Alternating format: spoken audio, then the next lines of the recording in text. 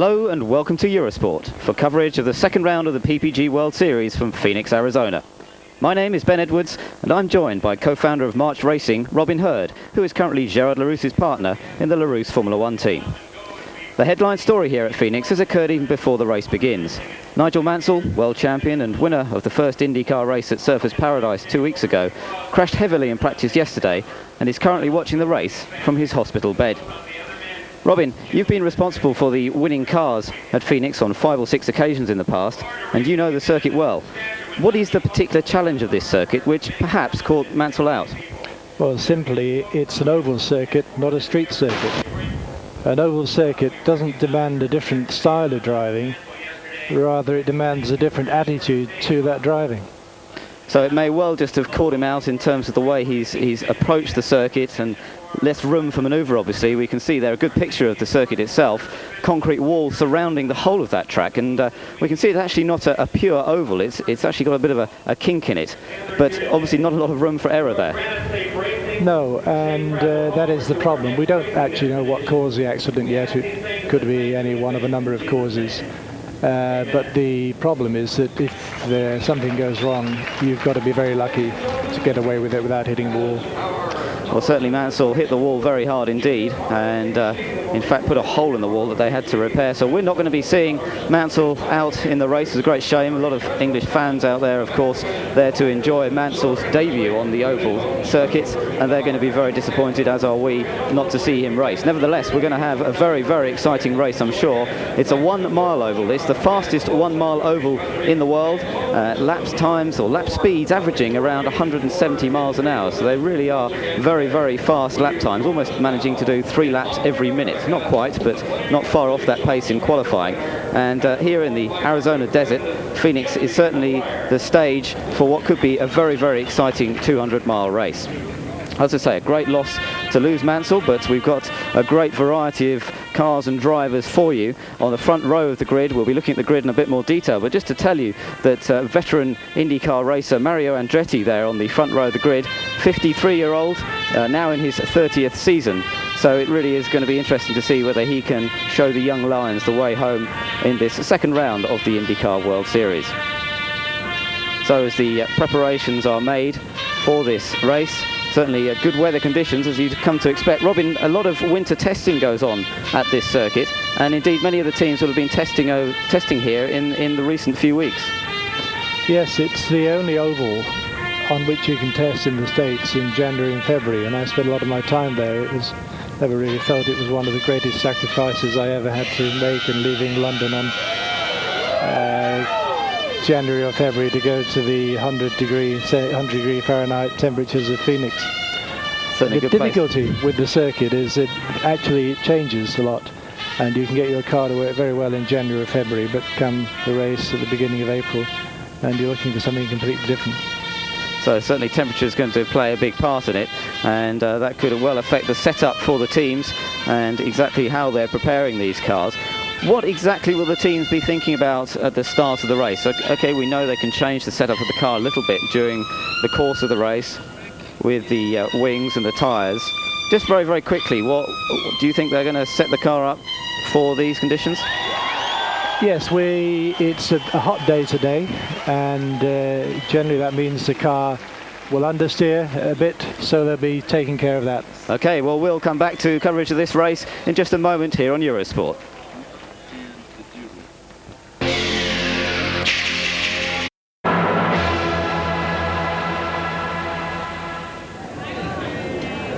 Welcome back to Eurosport's coverage of the Valvoline 200 as we now take a look at the grid for this second round of the IndyCar World Series. On pole position then is Scott Goodyear, alongside him veteran IndyCar racer Mario Andretti, Nigel Mansell's teammate in the Newman-Haas Lola team. On the second row of the grid, Emerson Fittipaldi, the Formula One world champion and 1989 IndyCar champion, alongside him Roberto Guerrero in the Budweiser sponsored King Motorsports car.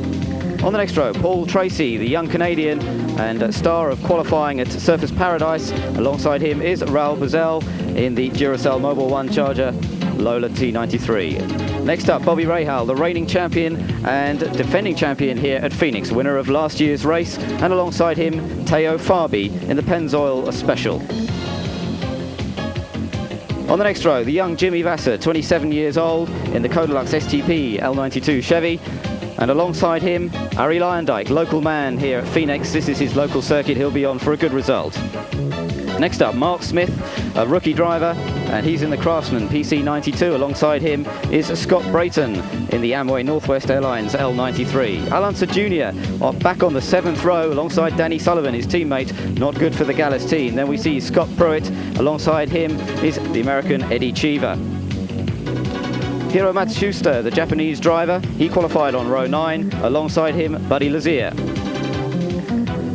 Row 10, the Swede, Stefan Johansson in Tony Bettenhausen's car, and alongside him, Robbie Gordon, the guy who finished 3rd at Surfers Paradise on his first oval circuit race in an IndyCar. 21st on the grid, Lynn St. James, rookie driver at Indianapolis last year. Alongside her is Dave Kudrave.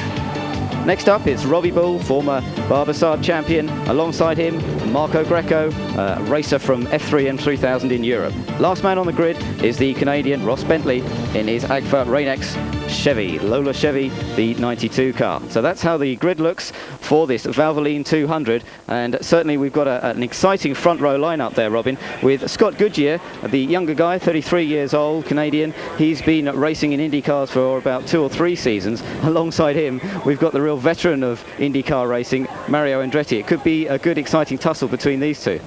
Yes, we were lucky in that 2 or 3 of the team managers very kindly rang up in the middle of the night after the end of practice to those of us at Eurosport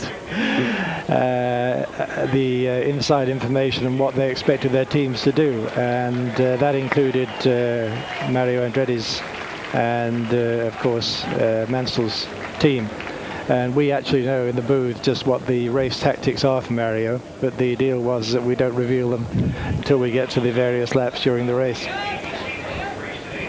Okay, so we'll have to wait and see exactly what the pit plan for the race is. Now, just tell us a little bit about the strategy. I mean, this is a 200-mile race, 200 laps. It's a 1-mile oval, so we've got 200-mile race. How many pit stops are we likely to see through the course of this race? If there were no yellows, no problems, there'd be 2 pit stops. In terms of tyres and in terms of fuel, it's very straightforward.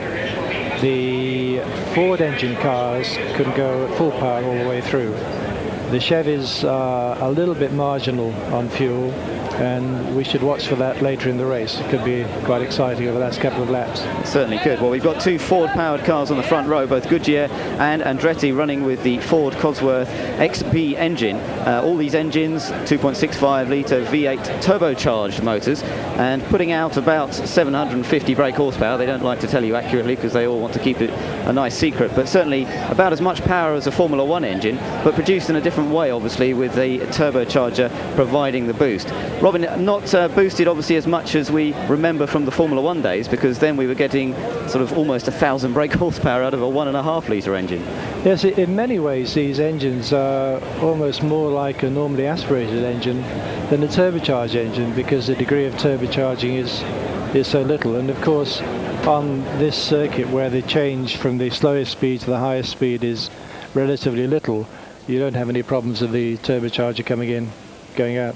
Yeah, so they haven't got too much boost lag problems, which was obviously a problem in the Formula 1 days with the turbocharger cars, so that's certainly something they don't have to worry about quite so much. The other engine, apart from the Ford Cosworth, is the Chevy engine, the Chevrolet V8 engine, and that's really been ruling the roost in the past few seasons. Ford have just come along more recently with their engine to challenge the victorious Chevy engine. In fact, Michael Andretti getting the first win for the Ford Cosworth engine at Portland last year, and that was the first win for a Ford named engine for about 20 years, because Ford hadn't put their name to an engine since about 1971, so that was certainly a long time in the waiting of the Indy cars. But let's just quickly look at a little bit more of the grid. We've got Scott Goodyear, Mario Andretti on the front row, as we've mentioned.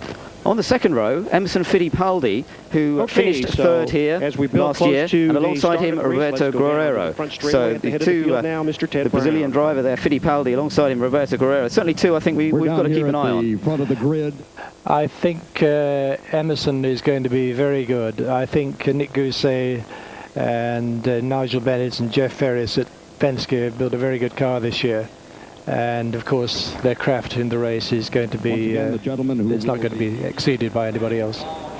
Guerrero was the man we remember who was on pole position at last year's Indianapolis 500. That was in a Buick powered machine, and he was the man we also saw leading them away on that parade lap and losing control on that very parade lap and not actually making it into the race. Roberto is a very interesting driver in that he's one of the few aggressive drivers. The two most aggressive drivers in this race are Robbie Gordon and Nigel Mansell, and of course neither of them appear to be starting, which I think tells one a little bit about the attitude of driving that one has to have. But Guerrero has maintained this aggression. He's had one or two pretty bad accidents, but he is blisteringly fast. But he does have his fair share of incidents. Well, he's a former winner here at Phoenix back in '87, quite a while ago, so maybe he's going to try and repeat that. On the next row was Paul Tracy and Raul Boesel. Tracy, the guy who was a test driver for Penske, has been for the last couple of seasons, now in a regular ride, and his mentor and coach is Rick Mears, who's a recent years twice winner here at Phoenix in '89 and '90, and really the master of the oval. Tracy is a fascinating prospect. I mean, a man of immense talent. He looks as if he should be a bank clerk or eventually a bank manager, not a racing driver. He's made a few mistakes on the road circuits. We shall see, but undoubtedly a champion of the future. And alongside him, Raul Boesel, who's been involved in IndyCar racing on and off now for quite a few years. Another man we actually saw in Formula One in the early '80s for a couple of seasons. He actually drove for the Ram March team and for Ligier, and now in the IndyCar racing.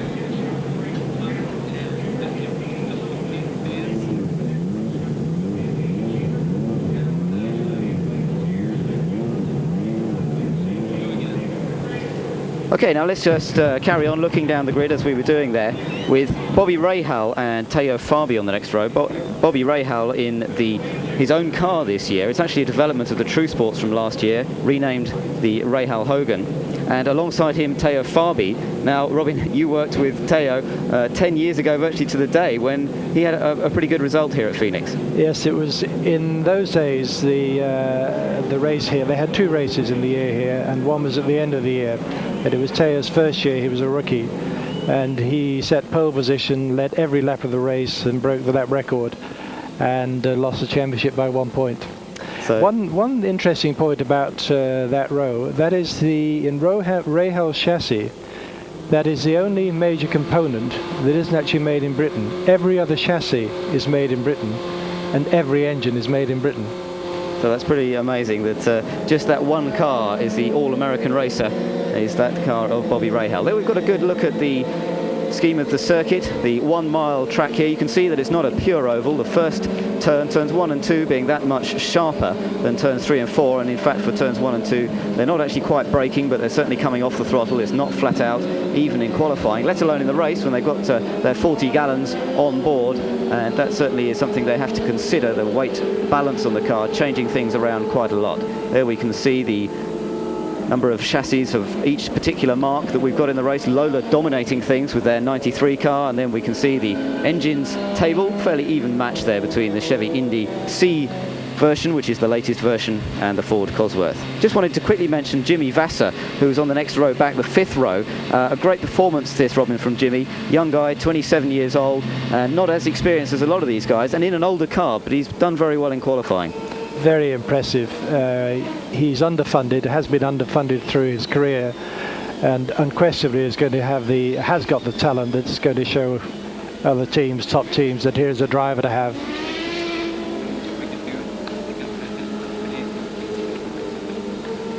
Okay, well, alongside him is Arie Luyendyk, the local boy, and Arie Luyendyk is an excellent oval track racer, so Jimmy Vasser's going to have some pressure on, perhaps from the guy alongside him, but he may well be able to learn something from him as well.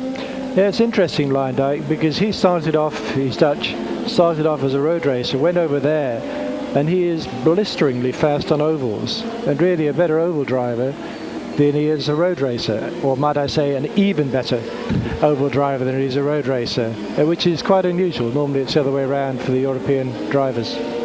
Well, we can see the cars on the parade lap at the moment. They're behind the pace car there, which is leading them round and getting a good reception from the crowd. But who's this? We've got Fittipaldi coming down the straight. I was just wondering if he was coming in the pits there for the moment, Robin, but I'm glad to say he's not at the moment. And it looks as though they're just getting everything warmed up and everything's settled into place. Guerrero there alongside him in the Budweiser sponsored car.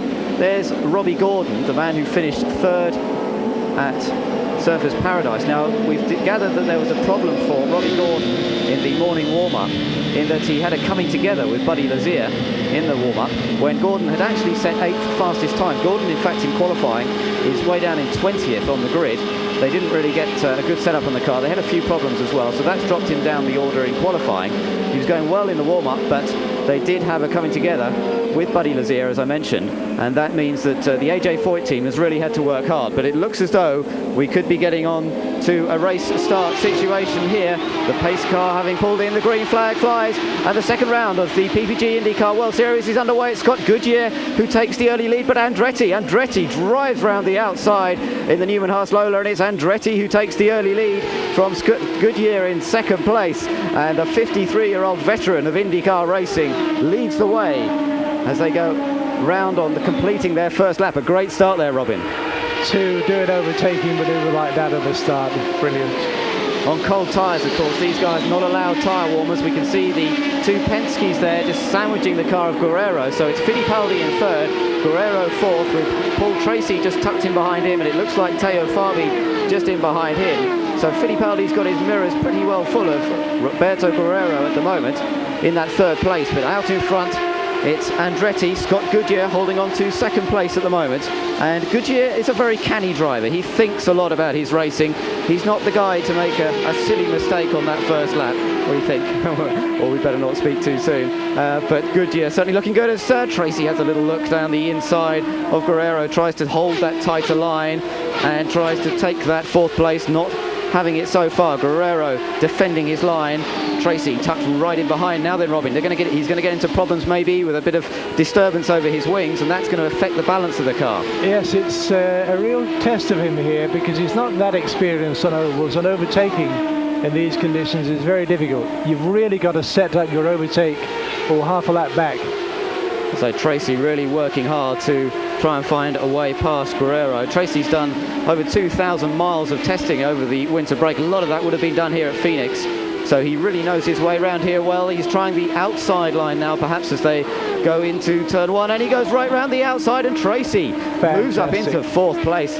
That really was quite some manoeuvre, wasn't it, Robin? Fantastic. So Tracy now up into fourth. That means he's chasing after his team leader, Emerson Fittipaldi, and we can see there Fittipaldi closing up to Scott Goodyear for that second position. So Goodyear coming under pressure. Fittipaldi has a little look down the inside, and it certainly looks as though the Penske team have got these cars very well set up for these opening laps. Obviously, there's an awful long way to go. The cars are still on full tanks at the moment. They're on good tyres as Tracy closes up towards Fittipaldi as well. And certainly Goodyear now has his mirrors full of the two Marlboro machines. Fittipaldi has a little look, tries the inside line, and yes, indeed, he does. He goes down the inside and takes that second place from Scott Goodyear, and really showing the way to do it. The master now, Fittipaldi, of the oval course as well as the road course. He's learnt his craft, and that was a beautiful manoeuvre as Tracy also takes that position.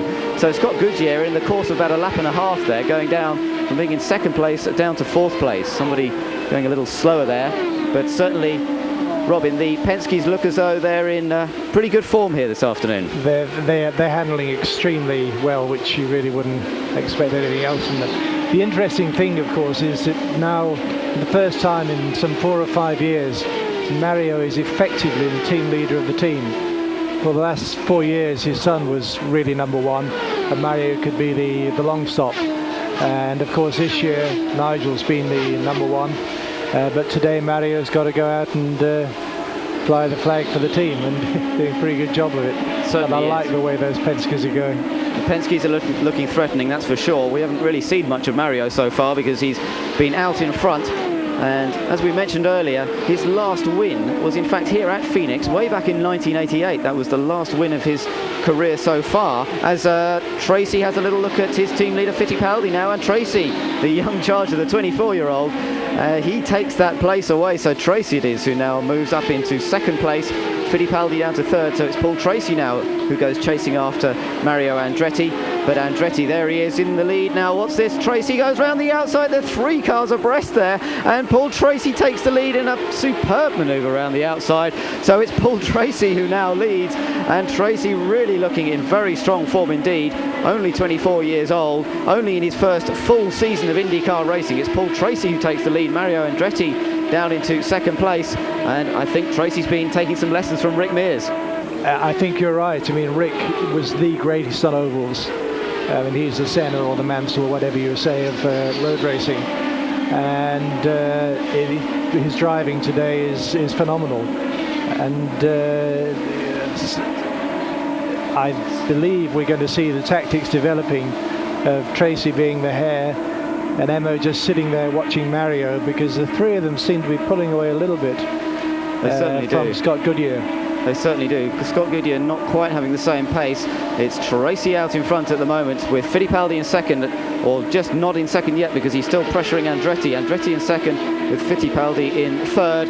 We're going to be bringing you further coverage of this exciting Valvoline 200 in just a moment. Stay with us here on Eurosport.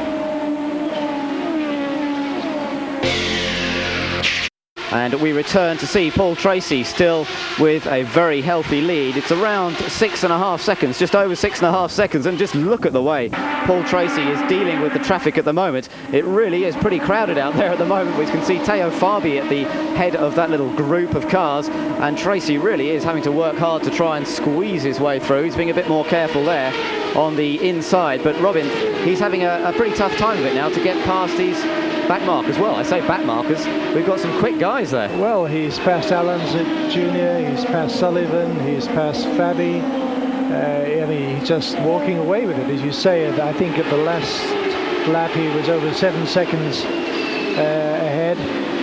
It's a one-man race. Oh, what a shame that Mansell isn't here. That's right. I mean, it really is a great loss that we haven't got Mansell. Mansell was actually fastest when he went off in that unofficial session yesterday, and he really was showing them the way to go, but obviously everything went a bit wrong.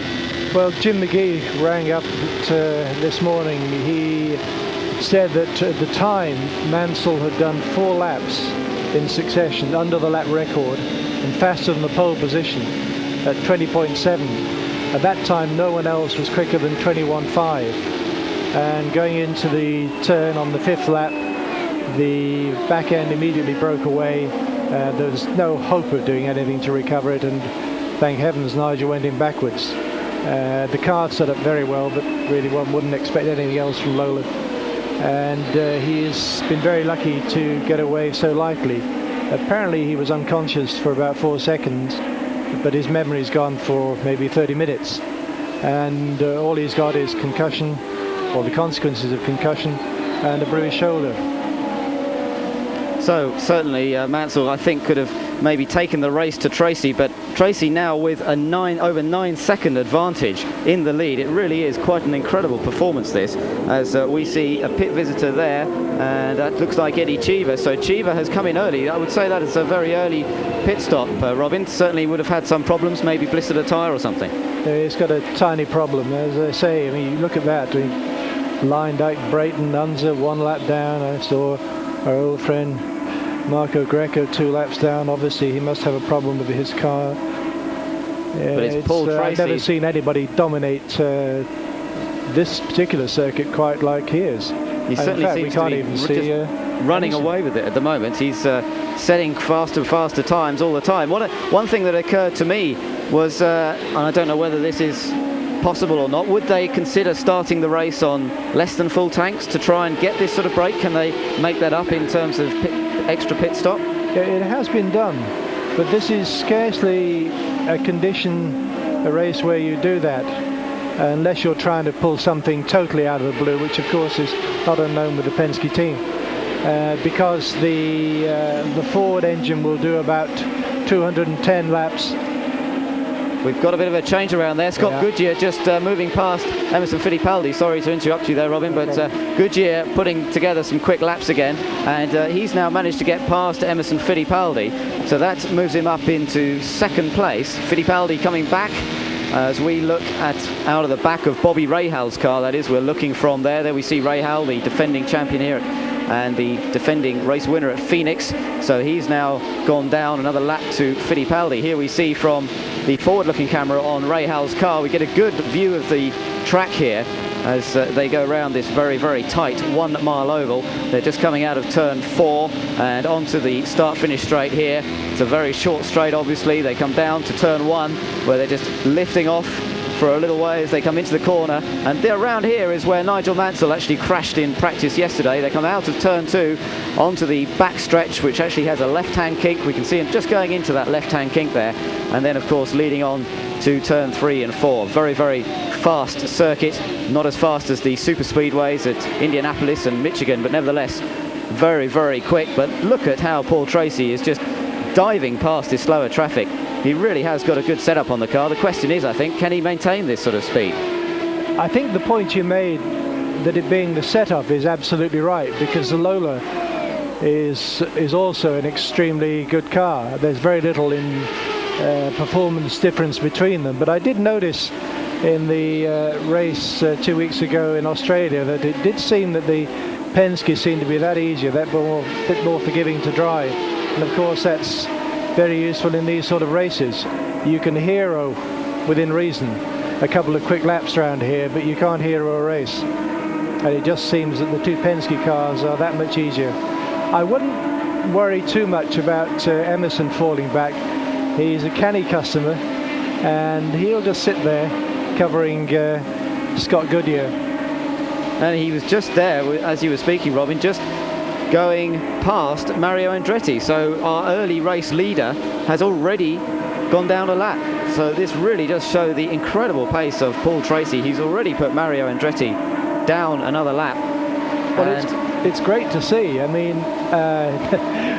without giving away secrets, we didn't expect to be doing the commentary, but I hope we're not going to have to commentate on 200 laps of Tracy running away from the opposition. Well, last year, of course, the race was dominated by Bobby Rahal, but the race was certainly taken to him on that occasion by Eddie Cheever at first, and then by Rick Mears, who was in the Penske last year, retired at the end of last season, of course.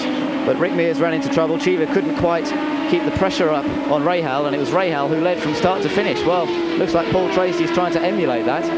Only his second Phoenix start, as we can see from that. So it really is quite an impressive run. As we said earlier, he's done a lot of testing miles around here, and he's had some good advice from Rick Mears on how to drive the race. But it certainly looks like a team plan, as you said, perhaps to send Tracy out very, very quickly now. Bobby Rahal is in the pits. We've had 24 laps now, and so Rahal has come in. This is a little bit earlier than we would have expected, so maybe some sort of trouble with that car. They may be making a few changes to the wing setup on it, and Rahal out of the pits fairly quickly, but certainly a little bit early, I would say, Robin, and perhaps some sort of problem. Yeah, I think we can now say we're expecting to see Mario in at about lap 68, and he's happy at getting away with 2 fuel stops. And again, I think we can now announce that the Newman Haas team really were able to run pretty much the 70 laps without any obvious degradation of the tyres. So quite why Bobby had tyre problems, I don't know. The only point I would make is that's the only car that isn't either a Lola or a Penske. That's right, so they could well have a different wear rate on the Goodyear tyre. They're all on Goodyear tyres in IndyCar racing, so it's a control tyre. Everybody's got the same one, but of course the car might use it a bit differently. So we saw Andretti there in 4th place at the moment. It looks like Tracy's going to come in just behind Fittipaldi now and maybe put a lap on him as well. So he's having a little look down the inside. Fittipaldi giving him room there, definitely. And obviously saw Tracy coming up in his mirrors. I'm surprised he had time to see all that with all the traffic that they're trying to get past. Looks like he's just going past Cheever there, a little bit of tight space, trying to find a way through. But Tracy still really setting a very, very quick pace at the moment. Be interesting to see how Emma lets him through. Yeah, beautiful. So Tracy then past Fittipaldi and continues on his way. He's led most of the laps so far. Andretti had that early lead, but Tracy certainly trying to improve on those second places that he scored at Michigan and Mid-Ohio last year. They were good results for a guy in his early stages of his IndyCar career, and he certainly is looking very, very good here at Phoenix, the Valvoline 200. Just the second round of the series. There's Scott Goodyear just in behind him now. Goodyear going a little bit better in second place. So there we see Tracy. Goodyear that much closer now. And we could well see a bit of a battle developing.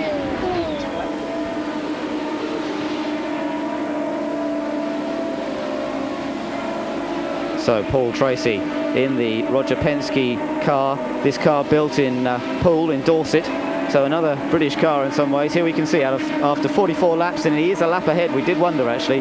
Goodyear in second place, but he's a lap down. So Paul Tracy now has lapped the entire field, and that's just after 44 laps, Robin. I just don't believe it. The one thing is, for me, is a personal delight to see how well Scott Goodyear is going, although he's been lapped.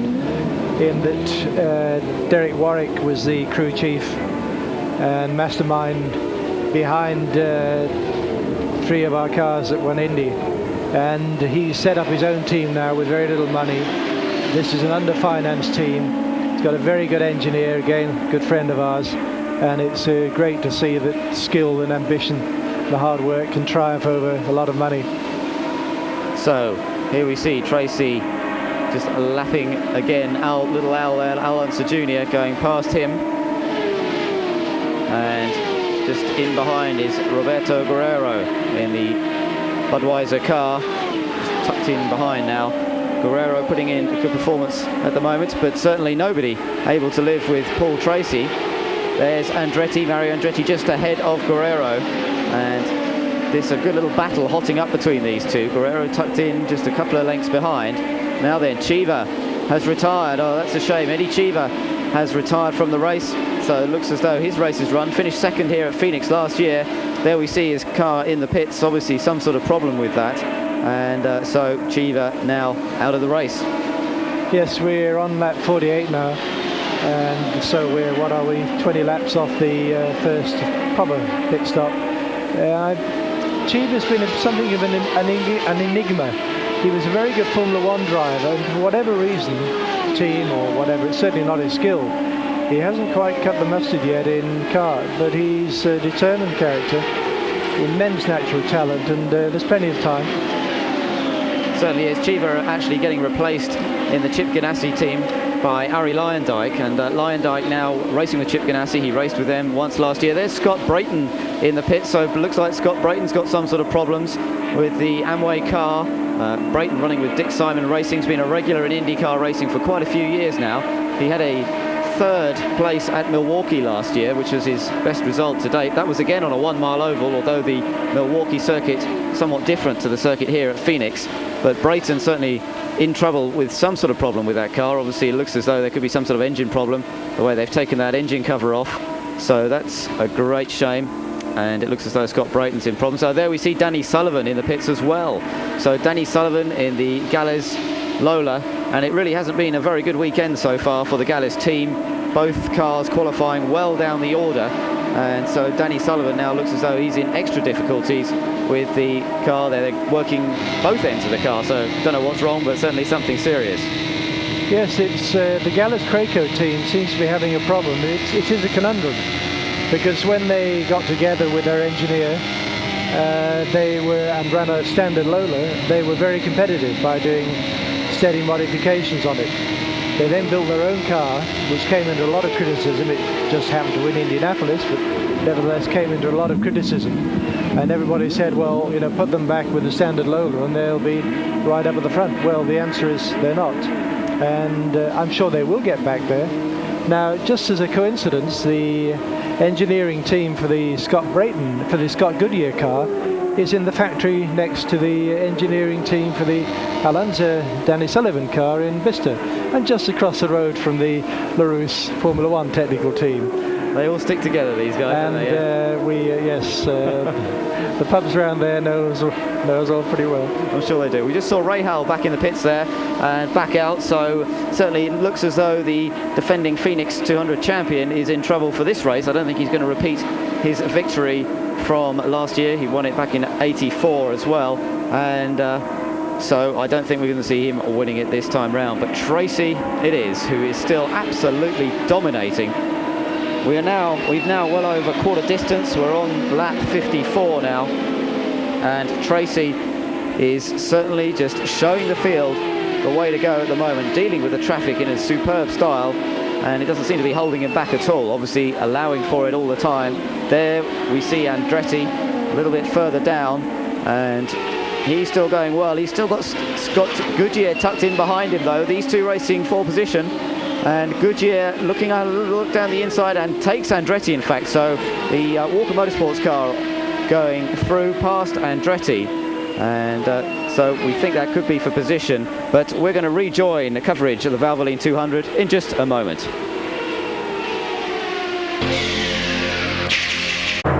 Eurosport Live. Welcome back to Eurosport for coverage of the Valvoline 200 from Phoenix, with Paul Tracy dominating proceedings at the moment. We are now going to join our American commentary team live at the track. Does not have to pit as quick as everybody else did is also quite surprising. Obviously getting great fuel economy from the Penske car at this event. Fuel economy, a big thing 2 weeks ago in Australia. Emerson Fittipaldi, it turned out, had 2.5 gallons of fuel left, and they had told him he didn't have any, so he backed off and only lost the race by 5 seconds. Of course, Nigel Mansell ran out of fuel the moment he crossed the line. Emma apparently was very upset with the crew and the team for not telling him he had that much fuel left and making that mistake, because he could have won it. There you see Sullivan getting out of his car, and also Paul Tracy making his pit stop. Our leader, Paul Tracy, is on pit lane as Danny Sullivan gets out of the car. Now watch the Penske crew go to work. We've got a clock on it here. We'll tell you exactly a great pit stop. You can see it in the upper right-hand corner of your screen. Roger Penske, Chief Mechanic Tim Bumps. They're up to 12 seconds, waiting for the fuel. Great stop, 14.4 as he's out and underway. Paul Tracy. You can see how excited and happy the crew are too. I think everybody's in shock at the whole thing. Keep it clean. Now it'll be interesting to see where he comes out after this serial of stops. There is Scott Goodyear. And Goodyear is going to make his pit stop too now. So Scott Goodyear, notice that bump right there. You come in there a little bit too fast and it can really throw you for a loop. Derek Walker, the owner, Buddy Lindblom, as the crew goes to work. Again, 4 tire change. I was looking for blisters on the tires, but they seem to be holding up well. 2 Canadians leading this field, Paul Tracy and Scott Goodyear. Now remember, Tracy's stop was 14.4, and this is taking longer. 17.7, so there is 3 seconds lost in this first of what will be at least a 2-stop race, and if we go with no yellows, it's a 3-stop race. And Paul Tracy's going to be back around before Scott Goodyear is going to be able to get up to speed, because he's out on cold tires, and it's a full load of fuel.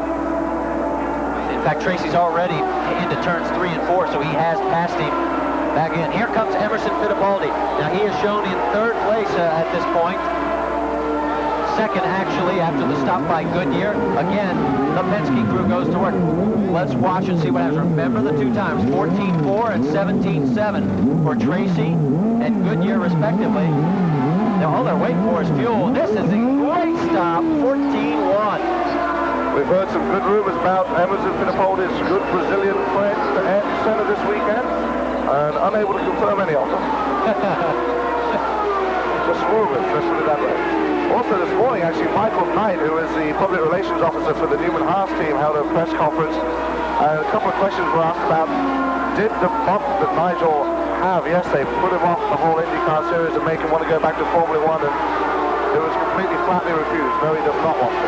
Robbie Gordon is currently shown in 3rd place as the serial pit stops continues. Now Gordon has yet to make his stop, so we'll wait and see how things shake out. He's going to have to come in soon. In fact, they are set up and ready over at A.J. Foyt's pit. You know, everybody's talked about the 2 personalities. Robbie Gordon, very strong, bullheaded by some people's opinions. Here he comes into pit lane. And of course, A.J. Foyt's reputation is legendary. And there seems to be a consensus of 1 of 2 thoughts. Either A.J. will be very compatible with Robbie because that was the same way he was when he was that age, and he'll take him aside under his wing and understand him. Or it's going to be like two batteries with the same charge, and they're going to repel each other and literally explode. Either way, I don't want to be around when we find out. Well, there is the venerable Foyt as his driver is back out on course. It's amazing, actually, this weekend watching AJ. He's been doing a lot of the work himself. You think, he's been in the limelight all these years, that he may stand back and watch and direct, but he doesn't. He actually gets out there and grabs the spanner himself, and he'll get away and work on the car and give instructions and shout at people. Here at the Valvoline 200, our leader is Paul Tracy. The first serial of pit stops is continuing. Most of our leaders have been in. Scott Goodyear is second, Roberto Guerrero is third, Raul Boisel is shown in fourth position at this point. I'm Marty Reid along with Guy Hobbs, and welcome to ESPN International's coverage of round 2 of the IndyCar World Series. Paul Tracy, at the end of last year, talked about the possibilities of going into Formula One, talked to a few teams over in Europe, and I think it's probably something he does look forward to in the long run, but I'm sure he would like to win the IndyCar Series and possibly the Indianapolis 500 before making the step over. Robbie Gordon. Yes, he's shown now dropping back to 6th spot on the racetrack. Now that pit stop took a little longer than some of the others, so he lost a position to Roberto Guerrero. He was 5th, and he is now shown in 6th position. I'll tell you, the guy to watch out right now is Raul Boisel. He has moved into 4th, slowly but surely. He's been good all weekend. Qualified in 6th place and was 5th quickest in the morning warm-up this morning. Got a pretty good package put together there. Raul Boisel, he's in the Lola, Ford Cosworth, a 1993 Lola. The thing about the Ford engine, they're able to make just a little smaller chassis fit the Ford engine in than they are to fit the Chevrolet engine in, which is why they developed the Chevy C to make the engine smaller so they can make the chassis smaller. Did everybody follow that at home? I certainly hope so. Look at this crowd. Absolutely jammed here at Phoenix International Raceway as we watch our leader, Paul Tracy. He has a lead of 1 lap on everyone in the field. We can tell you Scott Brayton's car is being pushed behind the wall, so it looks like his day is done as well. As is Danny Sullivan's car being pushed behind the wall. Not a good year for Danny Sullivan so far this year. Yeah, right now we're showing Danny Sullivan, Eddie Cheever, and Scott Brayton out of this race. You may as well count Bobby Rahal out of this race too. He's been sitting in pit lane for quite some time. There is our leaderboard after lap 78. Paul Tracy, there is the shot from Ari Klondike's car as he comes out of pit lane and back into this race. Now Ari well down in the field. But he's pleased to announce he's expecting twins in August, twin boys. He is running 12th at this point, and that was before the pit stop. There you see Mario Andretti going around, Ari. And behind Mario, you see a charging Emma. Now there is the view out of Mario's car. Those are the turn 1 suites. If you've got quite a few dollars or pounds, you can get one. Down the back stretch, look at the traffic up ahead. You have very little time to check your gauges. I mean, there's no time to relax in this 1 mile atmosphere. There's so much traffic going on out there, so many things you've got to keep your eye on straight ahead. You don't get to make the sway bars. It's one of the things Lynn St. James was talking about. She has an adjustment to turn up or turn down the boost, and she's having a hard time finding the time to make those little adjustments that the real veteran drivers who have been out here year after year can make in a moment's flash. And there you can see why. It's a tight 1 mile oval and full of traffic, and I mean, you don't have time to make the move. That third car in there is Scott Pruitt. Mario along with Emerson Fittipaldi. Fittipaldi is in 3rd place. Mario is now shown in 6th. Robbie Gordon has moved back up to 5th. Roberto Guerrero is shown in 4th. Now there's our update after 82 laps as we're approaching. The halfway point will be 100 laps. Only 2 leaders and 1 lead change. there are the cars, as we told you, that are out of this race. Scott Brayton, Danny Sullivan, and Eddie Cheever. Ammo taking a look down the inside as they go into turn 3. You don't particularly want to sit behind someone for too long either. Well, as everyone who follows any Formula racing, you get what's called dirty air if you stay back there. And boy, Fittipaldi gets around Mario. You also get dirty visor and dirty vision. And he's starting to pull away from Mario Andretti. Eddie Cheever was complaining yesterday about the tear-offs on his helmet, and he just did not have enough supplied on there. I guess he has a helmet man, and he was telling the helmet man that there better be enough on there. Mario Andretti in 6th place currently. We ride on board down through turn 3 and 4. There you can see this capacity crowd here too. There's Raul Boisel, and our first good look at him today. Now Boisel is, he just made a pit stop. He is shown back in 7th place after the pit. Going around Hiro Matsushita, and look out, that looks like our race leader coming up on to put him a lap down. Another lap, I should say. That's Ross Bentley, Canadian, in between the two of them. Looked like Bentley had his arm up a little. Was he signaling he had trouble? I think Ross Bentley's been having trouble all weekend. They qualified last yesterday. Although he did have some good times in the second practice session Saturday afternoon. Remember, Raul Boisel used to drive for True Sports the year Scott Pruitt was injured. Had a long season with that team, not able to get the kind of results that they had actually hoped for. This may turn out to be a good ride for Boisel. He finished 8th in Australia, picked himself up 5 points in the championship, and obviously would like to add to that. That's a 93 Lola Ford Cosworth, and here we are back on our leader as he's getting ready to pass Teo Bobby. That is Paul Tracy. Boy, Tracy just going around everybody.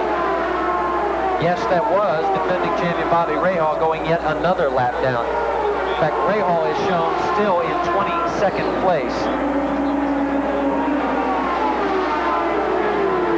No points for 22nd. In fact, he is 43 laps to the rear.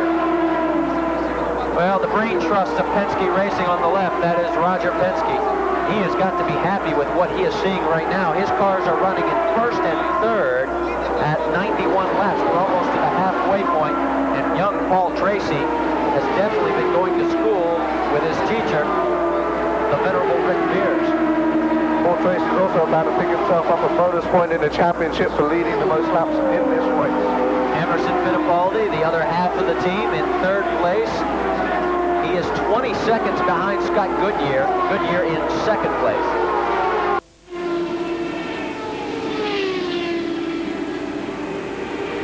So as we leave our American commentary team for a moment, we just have a quick look at how things are laid out for this race. Paul Tracy in the lead from Scott Goodyear in 2nd, Emerson Fittipaldi in 3rd, then Roberto Guerrero in 4th place. Robbie Gordon, a tremendous performance from the young Californian again. He's now up into 5th place from his 20th position starting on the grid. And then we see Mario Andretti. Now, Robin, you noticed something about Mario Andretti's car when he came in the pits. Yes, contrary to what we were told by Jim McGee, the team manager, he came in on lap 61. And if you look carefully, you could see that the right front tyre was badly blistered. Now, this means that the car is out of balance. And I suspect the fact that he came back in the field from 1st back to 6th was because the car was understeering. Just a quick point there, we see Stefan Johansson just pulling off the track. The former Formula 1 driver. Looks as though that Tony Bettenhausen car is in trouble. There's a yellow out, so we could well see the pace car out now to slow the field down. That'll be our first yellow flag period. Do you think we're going to get some stops? Probably not, because it's Sod's Law. It's happened exactly at the wrong time. It's happened coming up to lap 100, which is right between your 1st and 2nd pit stop. Very interesting. They were very clever at the lap they brought Mario in. He came in on his 61st lap, which just gives him enough laps to do just one more pit stop to get the full fuel consumption. So the car's now under a yellow flag and having to go slow behind the pace car. We're going to return with more coverage of the 200 in just a moment.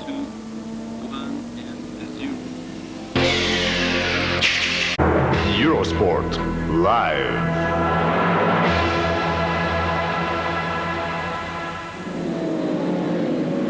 You rejoin us for coverage of the Phoenix 200, the Valvoline 200, and it certainly is an exciting race. It's all slowed up a little bit now. The pace car is out because the yellow flags were brought out as Stefan Johansson's car was recovered. So, Robin, a little bit of time to think about what's actually happened in the race so far. What are your thoughts so far on the race? Well, the first thing, obviously, is the phenomenal performance of Tracy. It doesn't surprise any of us who are over there. He seems, so far, to have got rid of the tendency to have a tiny little problem at some stage in the race, although that could still happen, and we should be wary of that. And I'm sure that Emo is sitting there just watching there. He knows he can't match Tracy's pace, and he's probably not prepared to. He's a slightly more prudent driver, and he's sitting watching Gordon. I imagine he feels he can overtake Goodyear. I imagine he thinks he can overtake Goodyear if he wants to. Whether that's true, we'll see. We've got a green flag. The race is underway again. So the field just settling back into order. Paul Tracy leading them away, still with a very healthy lead. Scott Goodyear in second place. Emerson Fittipaldi then in third. Then Roberto Guerrero in fourth. And Robbie Gordon in fifth place. So a long way to go, Robin, until the end of the race. We're only about half distance so far. Yeah, the whole thing about getting these cars to work is actually getting the tyres happy. If the tyres are happy, the car will be quick. Mario's tyres weren't happy. Okay, well, we're going to rejoin our American commentary team now. Take a look at Mario Andretti on this replay. Whoa, there's contact made. Now, this was on the restart, and that is Ross Bentley. Ross Bentley. Bentley, of course, the slowest man out on the track. Out of Canada. He's not, of course, in the brand new equipment either. Ross Bentley is running in some older. He's in the 92 Lola with a Chevy A engine, which is a couple of years old.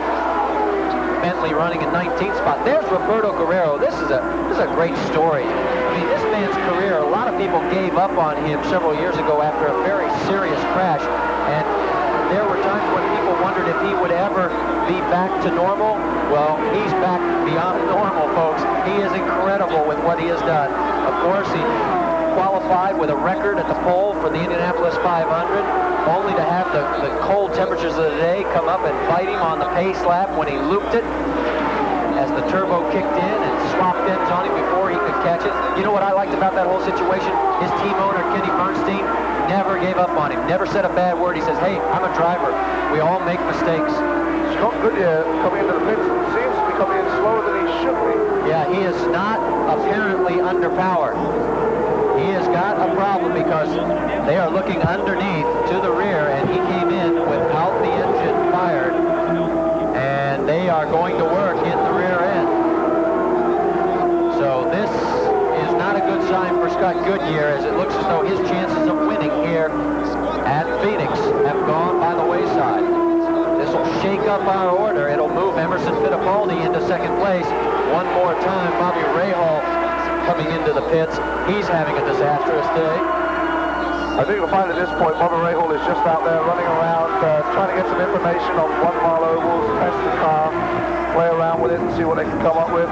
There you see the chassis, the RH Rahal Hogan 001. And they've got a new version of this chassis that's going to be coming out in around June or July as their target date. And I'm sure that they're taking all the data that they can get from this model, which they inherited when they purchased the True Sports racing operation, and they will put that into their new design. They have a wind tunnel, a 1/40th scale wind tunnel capability. I mean, and they have gone all out to go into developing their own chassis, the same way Roger Penske has done his. Designed by John Halliday, and they have come up with a new model. Mike Groff is going to be doing the testing on that, and Mike Groff is actually going to be doing about 5 or 6 races for the Rahal Hogan team this year. Not exactly sure which races, but he is going to be out there racing and doing all the test driving for them back in mid-Ohio. You're looking at the new second place position owned by Emerson Fittipaldi of Team Penske. Roberto Guerrero has moved up to third. Robbie Gordon has moved up to fourth. Mario Andretti rounds out our top 5 here at Phoenix International Raceway. There you see the crew working again at the back of the Scott Goodyear Lola Cosworth. Walker Motorsports car. Looks like they're taking off the rear wing, which could mean, gearbox situation. There's Lindsay James. Yes, we haven't had a chance to see her at all today.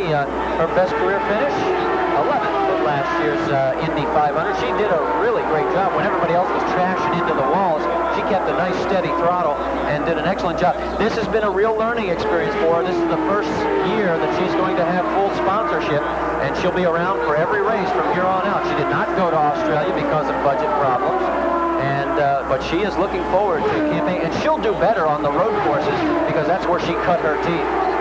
Also creating a lot of attention for herself and the team generally on the IndyCar circuit. She's been signing autographs all weekend, and a lot of TV crews and reporters following the story of the fact that Lindsay James is doing so well in the series because she was the Rookie of the Year at the Indy 500 last year. As you can see, she stayed right around 20th position throughout the entire first half of the race. There's Teo Fabi. We see him now at his 6th Phoenix start. He won this event back in 1983. Teo, of course, with Formula One experience as well. He's now driving for Jim Hall and BDS Racing. There you see his serial. Started 8th, dropped back to 11th, and is currently running 9th after 113 laps. We could see a new record set here today if this pace continues as far as the time of the race is run. And with fewer cars out on the track, we're going to have fewer reasons for a yellow. Less traffic as the day goes on, which is going to make things easier for Tracy. There is Mario Andretti. Mario currently running in 5th position now. He is 4 laps down to the leader, but holding on the honors of Newman Haas Racing. Finished 4th in the season opener at Surfers Paradise in Australia. You know, there's some people that say Mario should park it like A.J. Foyt, but he has said flat out, hey, I love it, and I'm still competitive, and he proved it in qualifying, and he's proven it out here. I mean, he is running in the top 5, and again, you got to remember, on this 1 mile, 21-second lap bull ring, 4 laps down really isn't that much. There is Scott Pruitt. Now, here's a man who has had all kinds of adversity. He was running with the True Sports operation, had a serious crash at West Palm Beach that put him out of the seat for a year. He still has very painful ankles from that crash. He lost the ride when True Sports was sold, and the Budweiser sponsorship went to Kenny Bernstein's team. He's now with this Performance team. This is a 91 Lola, and Pruitt doing an excellent job of just keeping his car out on the track and learning as much as they can in this first race. It's a 91 Lola with a Chevy A engine, so he's not got the best equipment, but he does have some of the top people working for him, including John Dick, who is the team manager, crew chief. John Dick engineered Harry Leindike's Indy 500 win a couple of years ago. He's running 10th right now, and that's an excellent place for that team to be in their first race together. They don't have the budget that a lot of the other teams do. They're only going to do 9 races this year. There is Robbie Gordon again. You know, one more note on Pruitt is we're looking at Gordon doing very well. In fact, going around Emerson Fittipaldi. Fittipaldi coming back now. These two going after each other. We'll get. Whoa! Look out, Gordon. Whoa! Almost getting in contact with Teo Fabi on the outside. That would have gotten AJ's heart thumping if he saw that one. Well, as we saw in Australia, AJ was not going to let Robbie Gordon go out in the new 93 car until he proved that he could keep it off the walls and out of the hedges and out of the ditches. And he did that, and so they let him run with the 93 here, but they have problems with it, so he's now running in the 1992 model. I'll tell you what, he is currently running 4th. If he finishes 3rd and 4th in his first 2 races, this team is going to be reckoned with in the points championship. They're going to be a factor. They may not win it all, but they're going to play a key role as to who will win this thing. And I think you'll find that Robbie Gordon is probably stronger on the street courses. Here you see him coming in between Fabi. I'm sorry, that's Jimmy Vasser. That's Jimmy Vasser, and the wheel was inside. If they touched, somebody could have gotten launched. Those wheels were interlocked for a moment. That's what they call one of those close calls that you get away with. That was Bobby Rahal. He was out of the car. And we're back to the race action up front. That is our leader, Paul Tracy. Buddy Lazier in front of him in the purple Viper-sponsored car. Oh, look at the acceleration. That is just incredible. There's the summary, and that average speed would be a record. Now here's who's out of the race. Scott Brayton, Danny Sullivan, Stefan Johansson, Eddie Cheever, and of course Bobby Rahal. Alonso Jr. going past Lynn St. James going into turn 2. The bankings at turn 1 and 2 a little higher than 3. There's a bit of a kink on the back stretch. Brayton went out with an electrical problem. Cheever's problem was listed as a vibration. Sullivan with a throttle linkage, as we suspected. And then Rahal, he said that his handling was just not where it needed to be. So obviously that car was, and we watched him down in turn 4 during practice first day, and the rear end was very loose. Everyone this week has been complaining about the car being loose, and they've all seemed to work their way through it and get the handling as best they can through the sessions. But that was the biggest complaint, the car's being loose. Although Hiro Matsuda said he was loose in turn 1 and pushing in turn 3, so he had a real problem to figure out.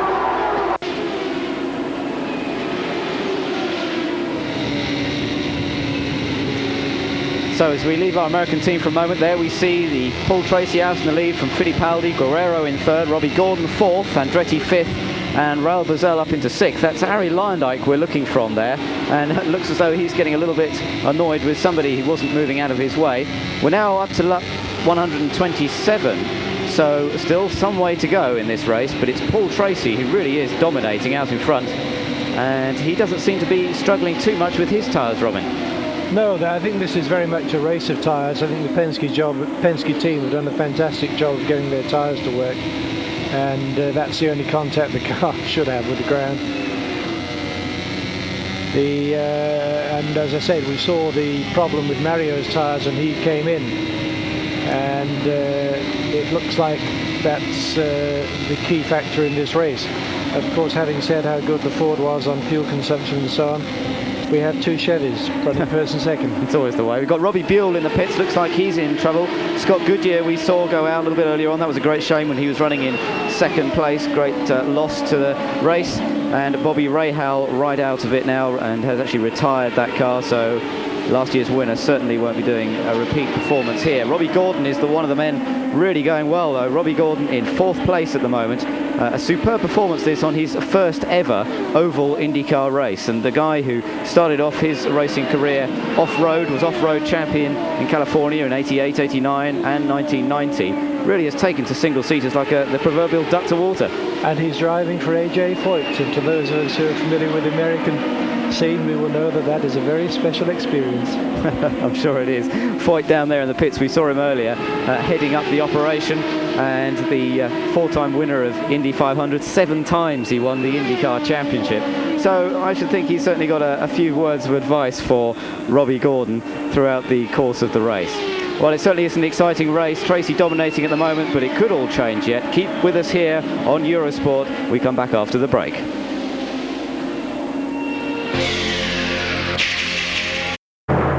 Eurosport Live. Well, there's drama as you rejoin us here on Eurosport. Robbie Gordon, the man who was going so well. In fact, he'd just taken 3rd place and got past Roberto Guerrero. There is Robbie Gordon, and he is not a happy man at all. The 24-year-old Californian. There's his team boss, AJ Foyt, in the pits. And Robbie Gordon hit the wall pretty hard. We didn't actually see whether he got tied up with another car, and hopefully we'll get another chance to have a little look at that in a moment. But Robbie Gordon, that's the end of his race, and what a shame, because he was going, here we see it, and well, that's just the latter part. That's really all we saw as Gordon hits the wall there, hits it hard, bit of a flame out from the back there, and Gordon's race certainly run, and that really is a great shame. Just moved up into 3rd place as we went to the break, or during the break, but now Gordon well out of it. He's in one piece. That's the good thing as we see Mario Andretti back into the pits. But, well, another one lost to the wall there, Robin. Yeah, shame. Again, it's his 8th start, first one on ovals. I said he did look like a Formula 1 driver, because both he and Mansell were the 2 drivers who stood out by their aggression in Australia.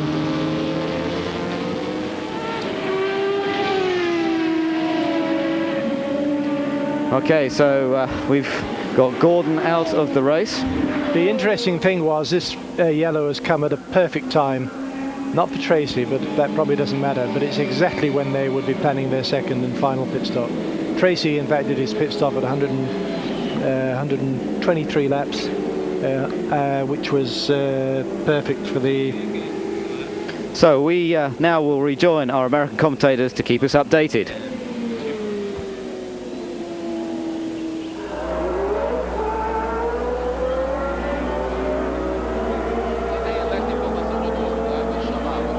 Ooh. End of pit road. Guerrero coming out of pit road. Hit the wall. No. He must have tapped it or something. That's what made... We need to try and listen if they get an interview with Robbie.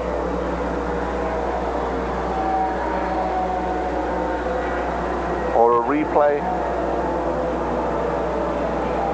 Oh. Darn it.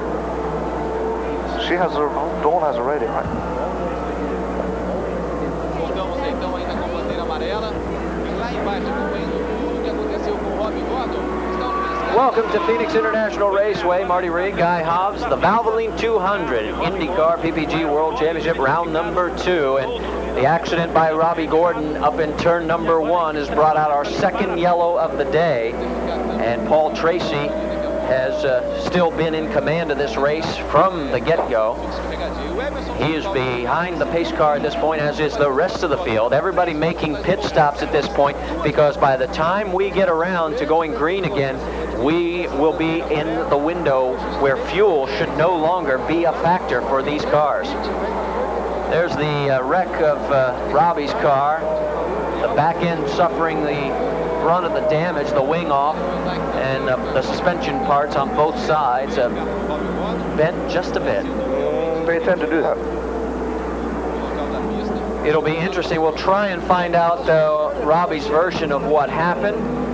He will, of course, in a moment be doing his mandatory visit to the infield medical center, which they have here at every single IndyCar race. And even on the smallest incident, all the drivers are made to go and get a checkup. And once he's out of there, we'll see if we can find out his version of the story. We show 7 cars now out of this race. As we are under caution, this huge crowd here in the desert of Phoenix, Arizona. 86 degrees, just a few high, thin clouds, and absolutely perfect for the fans. I'm sure it has been intensely hot inside the cockpits of these race cars. In fact, they're probably enjoying this yellow right now. It's their one chance to get a little breather. Now remember, our leader is Paul Tracy. He has a 2-lap lead over a teammate, Emerson Fittipaldi. A 2-lap lead over third place, which is now Roberto Guerrero. As you see, the reason for this yellow, Robbie Gordon's Lola being towed back to the pits. The only problem, as far as Paul Tracy is concerned, at this point is on having the yellow, is you tend to get out of a rhythm. I mean, he was obviously pumped in his zone and ready to race, and is just carving his way through the field. The car is perfect. A yellow like this is going to take him out of his rhythm. His heartbeat's going to come down, and he's going to come out of that zone. He's going to get back right in it and hopefully continue the way he is, although he does have, like you say, a 2-lap cushion, which certainly helps. Well, if everybody got a full load on this last stop, they will be able to go the distance. 64 laps. We are just into lap number 143 by our leader. Now, Paul Tracy did not take this opportunity as of yet under this yellow to get a little extra fuel, which he may want to do, just get a dash just to make sure they can go all the way. Otherwise, he's going to have to do that towards the end of the race. But with like we said earlier, he has that 2-lap cushion over the rest of the field, which gives him time to do it. But you really don't want to do it unless you have to, because it gives you an opportunity to make more mistakes. Maybe a silly pit crew error, stalling the car on the exit, running over the hose line will give you a stop-and-go penalty. Any number of ways to lose a race. Well, Robbie Gordon, I'm sure, is thinking long and hard about what happened. It'll be interesting to find out whether or not he was touched, hit by anyone, or whether or not he just lost control. He was running spectacularly in third place. He had started 20th on the grid and had, as we have documented, if you're just joined us, he had all kinds of problems. Blew a motor in the first day of practice, had a horrible qualifying session, then had an accident this morning in the warm-up when he touched Buddy Lazier. Here we go, green. Paul Tracy on lap number 145. As far as the championship is concerned, at the moment it's favouring Emerson Fittipaldi. He currently has 17 points and will pick up another 16 if he finishes second today, which will put him at 33, which gives him a 12-point lead over Nigel Mansell. Well, let's set it for you. Paul Tracy is our leader. Emerson Fittipaldi 2 laps down in second. Roberto Guerrero is in third, 2 laps down as well. Then Mario Andretti is fourth, 3 laps down, and 4 laps down is Raul Boisel in 5th place. Boisel having a great run here today. I expect Emma is on the radio back to Roger Penske going, hey, what's Paul got? Yeah. What's in his tank? Give me some of that stuff. Share it. Well, now we're into that section also of the race where, you talked about pacing and getting into a rhythm. Now you've got to worry about keeping your position. You don't want to have anything go wrong at this point. It's that last dash coming up about the last 50 to 40 laps very soon when everybody will push that last little bit. And the heat of the day still beating into the track. Tires get a little slippery. That was Mark Smith that we took a look at there. Mark Smith, his brother Mike Smith, came up through the ranks of single-seater racing. Mike decided he got more to that, so he went back to racing aeroplanes in California.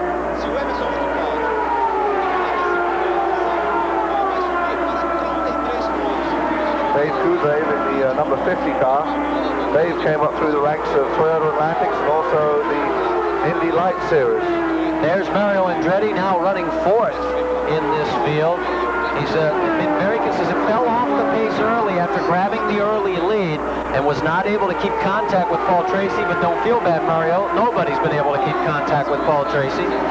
He has gone out and pulled open a 2-lap lead over the nearest competitor, his teammate Emerson Fittipaldi.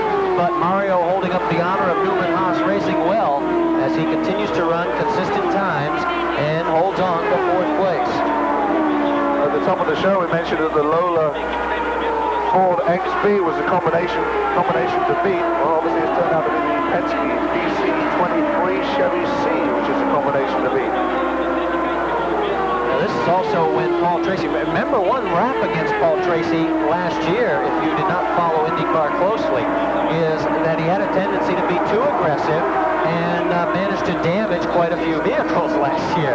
As you look at the number of stops that everybody has made, Mario has made 3 pit stops, but Mario can, I believe, certainly go the distance at this point because he was well within the window of 64 laps. I still think Paul Tracy's going to have to make one more. I think you'll see Paul Tracy do a splash and dash. Interesting shot there from behind Alex Jr.'s head. You see the cushioned pad as a support for his helmet and for his head. As they go through about 4 or 5 Gs around this track, their heads are pushed way out. It saves on a lot of net work if he has that cushion there to save him having to do all the work and use his own neck muscles to keep his head steady. We're going to have to get somebody one of these experts to measure that sometime, because some of the drivers tell us it's 3.5 Gs, and others, as you said, go as high as 4 to 5 Gs, and obviously the weight of gravity, the multiplier effect is quite a bit. So it's one of those ethereal numbers, but certainly we know the figures are well documented that it still takes its toll, no matter what the actual number is, whether it be 3.5, 4, or 5. At the end of 200 laps of having your head flop over. In fact, I remember doing a race several years ago when Price Cobb was running at Lime Rock, which is a road course, but it's predominantly a right turn road course. Few left-handers in there to keep your attention. And he came out of the car complaining in 100-degree heat. He could not keep his neck up. They had not taken any precautions for that fact. And he came out of the car and he said, I can't drive anymore. I can't hold my head up. Scott, just one of the many drivers roaming around the paddock area this weekend, as well as Thierry Roulsen out of Belgium, the ex-Formula 1 driver, maybe here searching for work. On board with Arie Luyendyk in the Chip Ganassi car. That's a Lola Ford combination. Luyendyk, of course, who has won the Indianapolis 500. His only victories, in fact, in the IndyCar Series have come on ovals. Luyendyk shown in 10th place at this point, so considering all the problems they have had, he's making the best of it. There you see our leaderboard, the top 6. There you see Arie in 10th. Scott Pruitt in a fine run for that team in 9th now after the accident by Robbie Gordon. They inherited a position. Jimmy Vasser having a good run too. We saw him earlier. There he is, in fact, in the number 18. In fact, he's about to be put another lap down by our leader, Paul Tracy. Actually, that's Ralph Bozell. There's too many yellow and black cars here this weekend, Marty, and too many all black cars. Oh, Roberto Guerrero is on pit lane, and there is smoke coming from the right rear section of the car. So I don't know.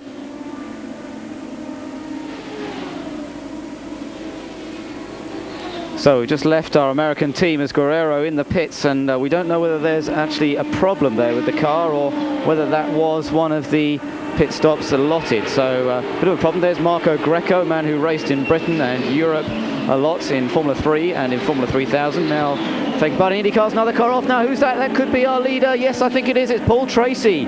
Paul Tracy, the man who's led every single lap virtually from the beginning, apart from when Mario Andretti was in front.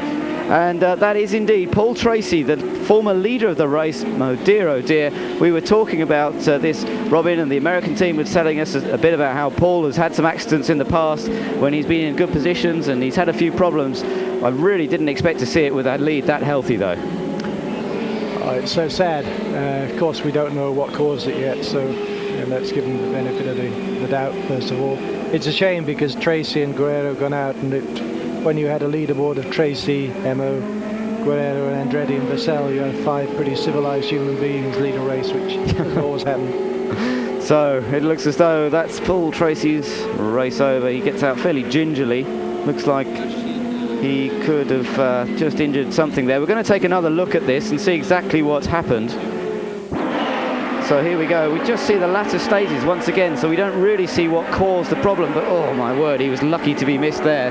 Somebody very nearly collected the back of the car, and just as well that they didn't. We must be under yellow flag period again now, as Tracy is looked after by the medical services, the rescue units there. Very, very good indeed. And that was a hefty whack against the wall, Robin. That will certainly have knocked the stuffing out of him, I think. Is that Tracy or Emma? So certainly looks as though Paul Tracy is in some pain there. Let's have a look now. We might well have another look at this. He's just lapping one of the slower cars. That looks like it could be Jimmy Vasser's car down the inside there, and yes, he just was squeezed out, so it wasn't really his fault.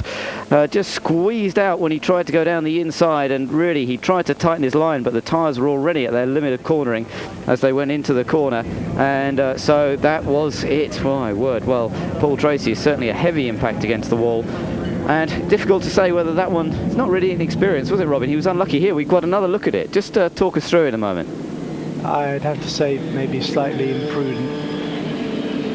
He put himself in a position where that could happen, where perhaps he didn't need to. I'm sure in a year's time he wouldn't do it. Maybe his mentor Rick Mears would have been a little bit more careful in exactly the same situation. Maybe just the impetuosity of youth, still only 24. But, well, that certainly changes the complexion of the race. That brings his teammate Emerson Fittipaldi into the lead now, of course. He was 2 laps down, but Fittipaldi now will be out in front. Guerrero will be up into 2nd place. Mario Andretti up into 3rd place. Good run for Mario. Then Bazell, and then Jim Vasser. Well, we're going to return to this very exciting, dramatic race in just a few minutes' time.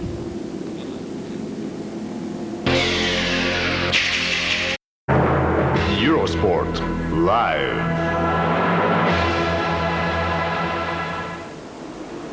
Well, you rejoin us as we take another look at the accident that took out our race leader, Paul Tracy, and he's tried to get down the inside and really hits that wall very hard indeed. Now, this is exactly the spot where we saw Robbie Gordon go off earlier, and in fact, it's the same spot that caught out Nigel Mansell in practice yesterday. It's that into turn 1, turn 2, there's a few bumps down on the inside there, and there we see Roger Penske, the team manager for Paul Tracy, and he's actually just been quoted as saying that he's put it down to a racing incident, maybe down to a little bit of inexperience on Tracy's part, so no blame being apportioned, certainly not to the car in front, but certainly that's the end. And there we see Roberto Guerrero. We thought that he was in trouble, and there's Guerrero out of the car, so that means he's out of second place. So that looks to me, Robin, as though we've got Fittipaldi in the lead now, with Andretti second, Bazell third, so that's all changed around fairly quickly.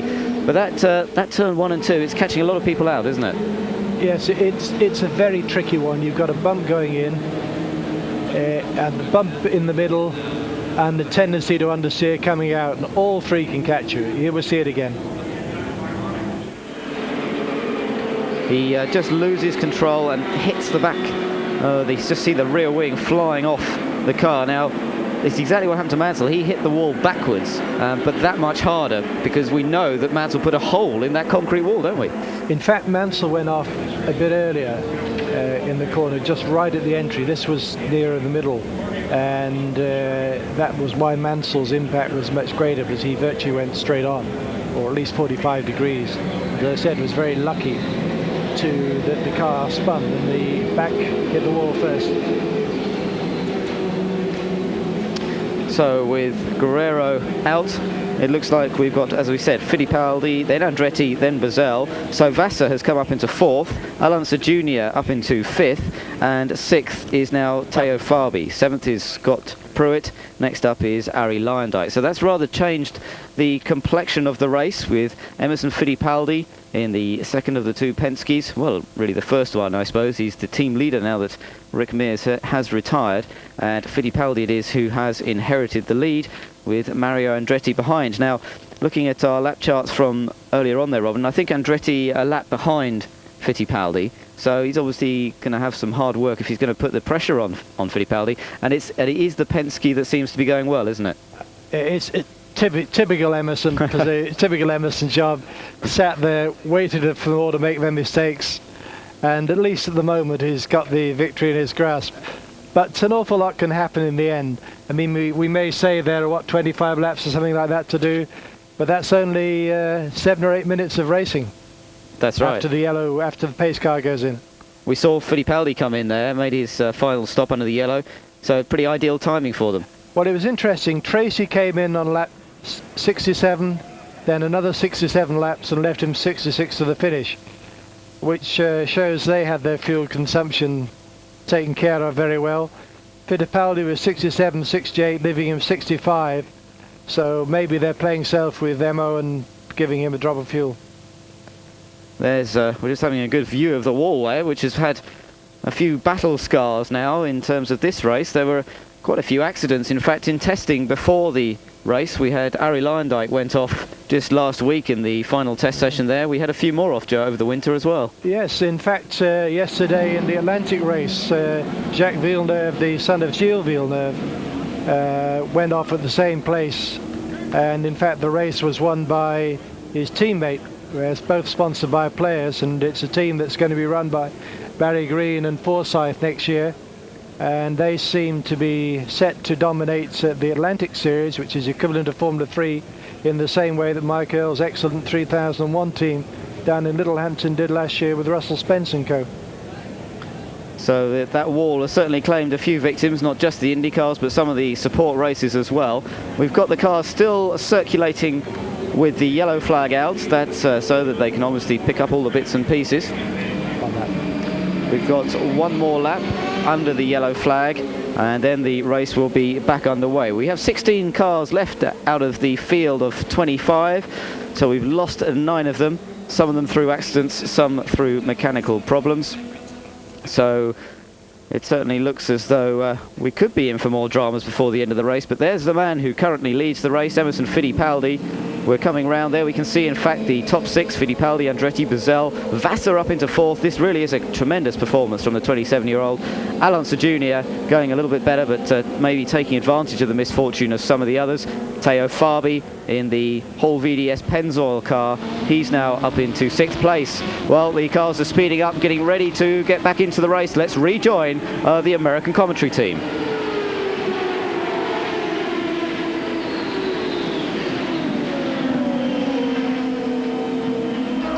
Mario Andretti in 2nd place. 3rd place, Raul Boesel. Now Mario has a lap in hand. Oh, and we've got contact in the turn 3 wall. Scott Pruitt, I think. Emerson Fittipaldi. Fittipaldi. This is unbelievable. No one's going to want to take the lead from this point. How does this happen? That's exactly what we were just talking about. I mean, you can't imagine someone with that kind of experience having that kind of crash. I think he made some contact with another car, although there should not have been another car in his way. No, I mean, he went out and was running in a clear area. Now the Penske crew is together. Oh, they're not going to be very happy there. Let's see if we can get a look at it. Here is Emerson. He's the car that just goes around. I wonder if something let go. That is very similar to Paul Tracy's incident. Maybe they do have a problem. I'm wondering if something let go. And we have not seen an incident here at this turn all weekend long. Making pretty hard contact too. Yeah, we don't get a good look. The first view was the one that really shows us the best angle. But he comes around. At least he's climbing out of the car. That is good news. I gotta believe something let go, because that thing snapped around. That just didn't seem to be a situation. I mean, those tires are plenty warm. We've got 86 degrees. Here's another view. Let's see if we get another. Yeah, we don't get much from that view. I think he maybe just gets a little too high coming into, or coming out of 3 into 4. There he is in the left-hand portion of the screen. Now watch how quickly it just goes away. He's in the turn, and I don't know. I gotta believe something let go in that car. Maybe a suspension piece. I mean, it just came around so fast. And there's Emerson.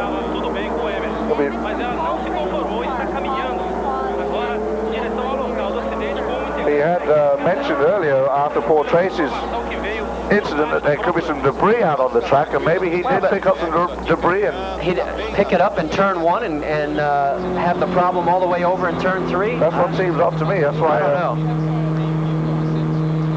It seems odd that he would make it all the way around. If you're going to hit some debris and cut a tire, or maybe like 1 lap down or halfway down the straight there, he could have cut a tire and he could have given away on him at the last moment. Here you see the view from inside Mario Andretti behind the pace car underneath the starter stand. Okay, we've got a report on Paul Tracy. He's got a bruised right knee from the medical center, and they are going to have x-rays taken just to be safe. And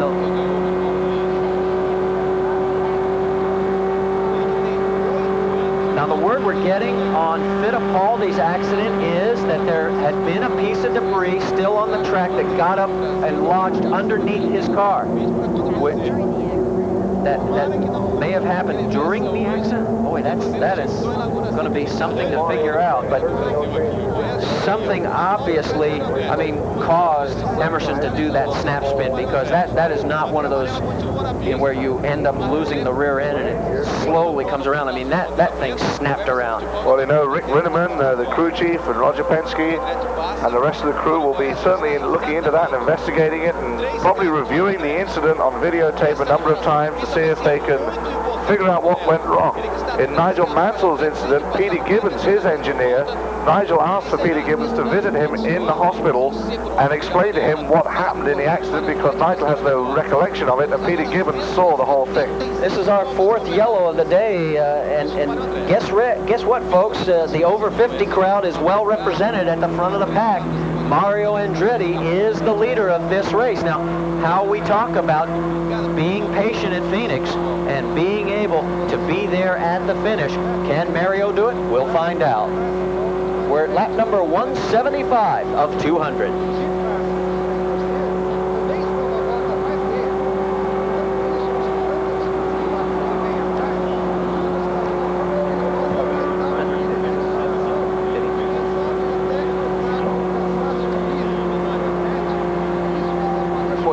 Is second, Basher third, Unser Jr. fourth.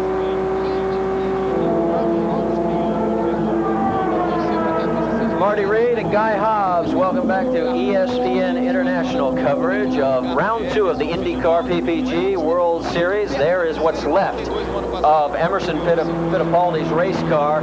He was in the lead, and it is not the place to be right now. Paul Tracy goes out in the lead. Emerson Fittipaldi goes out while holding the lead. And now Mario Andretti takes over the front spot. He will have a full lap over Raul Boesel in second. 2 laps in hand, 3 laps in hand, actually, over Jimmy Vasser in third. And Al Unser Jr. now shown in 4th place, 4 laps behind the leader. He and Teo Fabi, who round out the top 5, running on the same lap. Ari Luyendyk, through the attrition, has moved up to 6th place.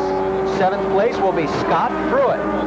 Al Unser Jr. into the pits. So this could shake up the leaderboard again. Remember, Jr. is running in 4th right now, and Fabi will move in front of him. They are working on the rear wing section as you look at the car of Mario Andretti behind the pace car. And Jr. gets out and underway as he streaks out of the pits, but they definitely had to make a wing adjustment as we go back on board, and that will cost him position on the track and should put Teo Fabi in front of Al Unser Jr. We'll see. We'll wait for the official leader count to come around. We've just completed lap number 178.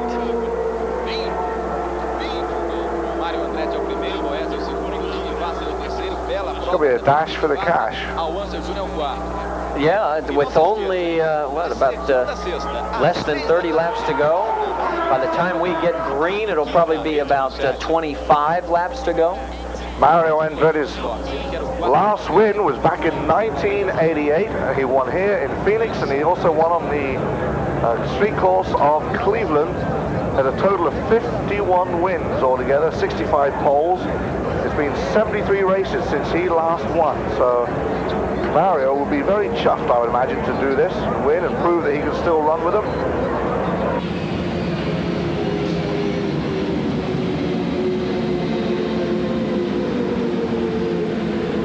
So as we leave our American commentary team for a few moments and have a look at the complexion of this race, it really has changed around, and well, it really has been a bit of a disaster for the Penske team, having an early leader, Paul Tracy, who led for so long, of course, then having the accident, Tracy going out of the race, then Fittipaldi, his teammate, taking over the mantle of race leader. But just as soon as we saw Fittipaldi in the lead, Robin, he was virtually out of it. What was your view on the accident that happened there? The first thing that, as far as we could see, was all the wheels are pointing in the correct direction, and that's pretty relevant because most accidents are caused when either a bit of the aerodynamics falls off or the wheels go in the wrong way. If there's a mechanical fault, the thing that may be happening, and we can only surmise, is, and this is a very strange track, it's a moving target. And the settings for the car, the ideal settings for the car, change all the time. And I just wonder if the car has got very, well, obviously it's got very greasy, a lot of oil on it, and the rubber on it, and it's very hot out there. The cars are tending to oversteer. Now that wouldn't in itself have caused the accident to Tracy, but it certainly would have helped. But it could well have caused the accident to Emerson. But I'm surmising. I would suspect it was not a mechanical failure. It could also have been a puncture.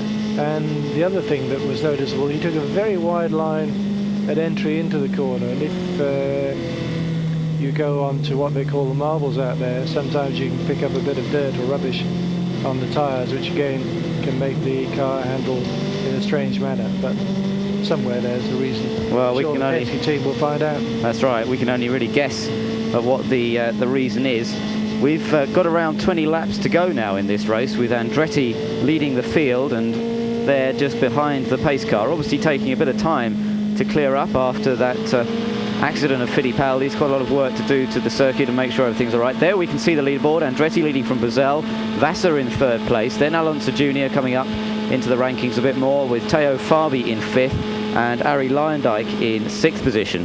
So little Al, who's had a tough time really here at Phoenix, hasn't really been on the pace, but well, he might actually get a result out of this, Robin. Yeah, great to see him up there at fourth, and for all the lads at Gallenberg, I'm sure it'll give him a lot of encouragement.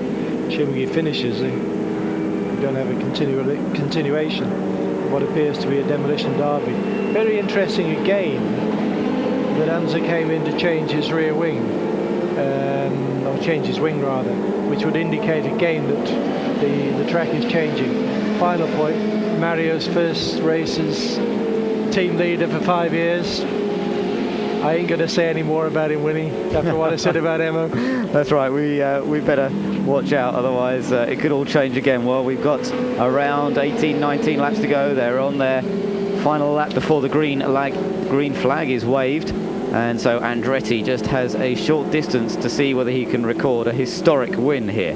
Yeah, it's about six minutes of green flag racing. Right, the cars are building up speed now, and coming round out of turn 4, they come on to the start-finish straight. The green flag waves, and Andretti with the advantage. Let's rejoin our team in America.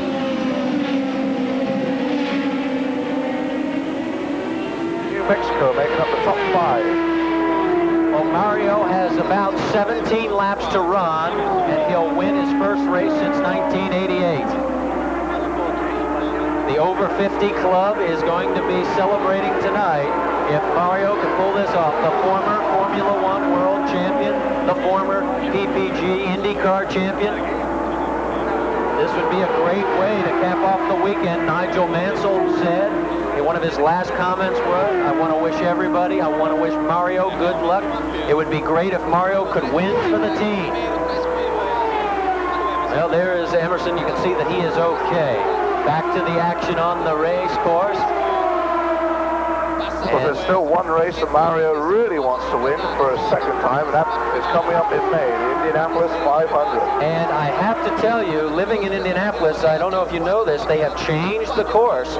They have put in some, basically, they look like rumble strips where the white line used to be. And if you know, Mario's style at Indy is to drive 2 and sometimes 4 wheels below that white line. You no longer are going to be able to do that. It's going to force a lot of drivers, including Mario, to change his line, and it's going to slow him down. In fact, that's one of the reasons they did it. They want to slow everybody down, and it will have its effect. One side effect that they're concerned with is that it may turn the corners from a 2-lane racetrack into a 1-lane racetrack. And we'll have to wait for the month of May to find out if that is the case. But that man right there is going to have to go to school to learn a new race line at the Indianapolis Motor Speedway. And he's going to have to share that information with his teammate Nigel Mansell to help him, because Nigel was scheduled to go testing in Indianapolis twice. Both times it was snowed out, so he will not get a chance until he goes for his rookie orienteering test coming up, which every rookie driver has to go through, no matter what ranks of racing you come through. Mario coming up on lap traffic already. Again, remember, it only takes 21 seconds to get around in a speed differential. That's Hiro Matsushita in front of him. And Mario, with a 1-lap lead over Boisel, is not going to take any chances. He's going to make sure he gets around the Panasonic machine of Matsushita safely, and he does. That's Ross Bentley behind Max Schuster. He's been in there all day. I wonder if Mario, I suppose Marty has been edged on a little bit by the fact that he's been joined by Nigel Mansell, who's obviously a lot older than Michael, who would obviously push Mario. Do you think he has been on the wick a bit? They certainly have a lot more in common than he would. Whoa, look how close Al Jr. came to the wall. They have a great deal in common. They're both Formula One world champions. They know a lot about racing, and they have seemed to have genuinely enjoyed this experience together. And it's been refreshing, as Nigel said, just the entire experience. He's been enjoying it all, and I think you're right. I think Mario's enjoyed it as well. There is Al Jr. Now remember, he is running in 4th spot. He is behind Jimmy Vasser and ahead of Teo Fabi. Fabi is 1 lap down behind Al Unser Jr. So all those pit stops did not hurt him. There's Dave Goodgrave in the black number 50, causing some traffic problems. Marco Greco in the red number 30. And now we're getting more word on Emerson Fittipaldi's accident. Now that some people have been able to talk to Emerson, he says the rear suspension let go. So, because of the debris. So, obviously, the debris is still the key factor in this. And now we know it was a suspension that let go. And that is indicative of a snap spin like that one. Back on board with Arie Luyendyk. Arie turning out a very good performance through the attrition. He is now running 6th overall. This would be a great finish for this team with all the problems that they have had. They'll be very unhappy all weekend long. Teo Fabi on the outside, Arie going down on the inside. That puts Arie on the same lap with Teo Fabi with 6 laps remaining. I don't think he has enough time to get around, and even if we had a yellow, in fact, now we have 5 laps remaining as our leader, Mario Andretti, heads down into turn number 1 one more time. What a celebration there's going to be in the Newman Haas pit if the venerable champion Mario Andretti can pull this victory off. On board with Mario, down the front straightaway, 4 laps remaining. Don't go anywhere because it only takes 21 seconds to get around this racetrack. There you see the crew of the pit lane anxiously keeping their fingers crossed, hoping not to hear any odd sounds from the car at the last moment here. 3 laps remaining for Mario Andretti. So many times at the Indianapolis Motor Speedway, this is when you hear the 4 most famous words, and it's not "gentlemen, start your engines," it's Mario is slowing down. He's back in traffic. That's Scott Pruitt right in front of him. I'm sure Pruitt is aware, and he'll give him plenty of room, and does. Pruitt on a good run himself. 2 laps to go. Andretti, all he has to do is circle this track 2 more times. Victory will be his. The first time since 1988 at this very track. That is 70 races ago. What a dry spell about to come to an end. This would be like Jack Nicklaus winning another golf tournament, one of the majors. The white flag is out. One more time around. The crowd is on its feet. This capacity crowd at Phoenix International Raceway. They're going to go nuts here. There is Paul Newman, co-owner of Newman Haas Racing. His team about to take another victory. It was Nigel Mansell winning at Australia for Newman Haas. It's going to be Mario Andretti taking the checkered flag for the 2nd time in round 2 for Newman Haas Racing, and the hand goes into the air. Yes, yes, says Paul Newman. Very happy team. They're located at the far end of the pit lane, and they're going to be jumping for joy there for a little while, I should imagine. Raul Boisel pulls up alongside. What a great run for that team. They finish in 2nd place. Jimmy Vasser is 3rd. Al Unser Jr. is 4th. Teo Fabi 5th. And Arie Luyendyk will come home in 6th place with Scott Pruitt 7th. A great performance for Mario Andretti, consistently just running those laps. Remember when we talked about it, he got down by as much as 3 laps at one point and just kept running those laps, waiting for the race to come back to him, and it certainly did. There is the official order of results for the top 6. Tremendous race for Mario Andretti as he pulls into victory lane. There.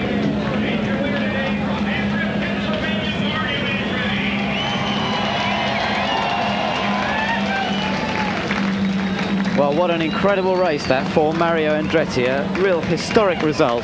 His first win since 1988 and the 2nd win for the Newman Haas team of the 1993 season. Really a tremendous result, Robin. Yes, what a shame Mansell wasn't in it.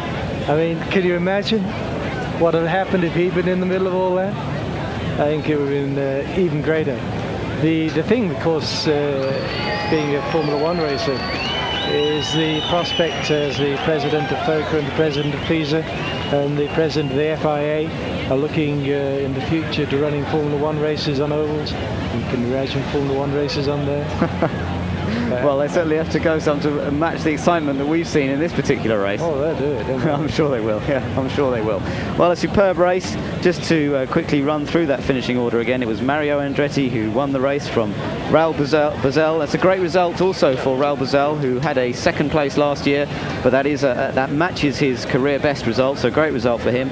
Jimmy Vasser in third place, and this is in his rookie year for IndyCar, so that really is a tremendous performance for him. Fourth was Alonso Jr. after a lot of problems with the Gallus Lola, finally got a good result that just showed the benefits of plugging away at it. Teo Fabi in fifth place in the Pennzoil car, and Arie Luyendyk after his accident in testing just recently in sixth position. So a lot of the wise campaigners in there in that final six, with Jimmy Vasser, the man who sort of got in there amongst the wise campaigners, and he's really shown that he's got perhaps an older head on young shoulders. Very impressive performance. I think there'll be a few teams, not just in kart, having a look at him, and of course at Robbie Gordon. Yeah, at Robbie Gordon as well. Robbie Gordon out in one of the accidents that we saw along with Paul Tracy. There we see Mario Andretti, and well, he's certainly looking very, very happy indeed after that win.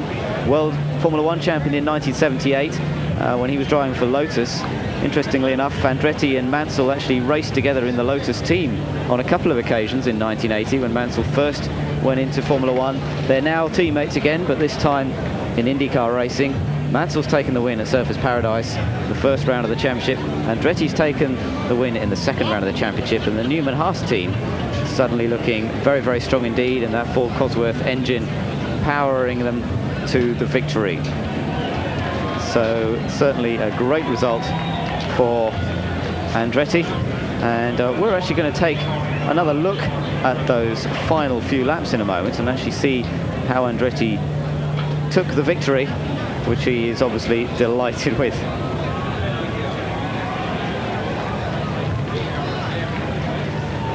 Andretti waving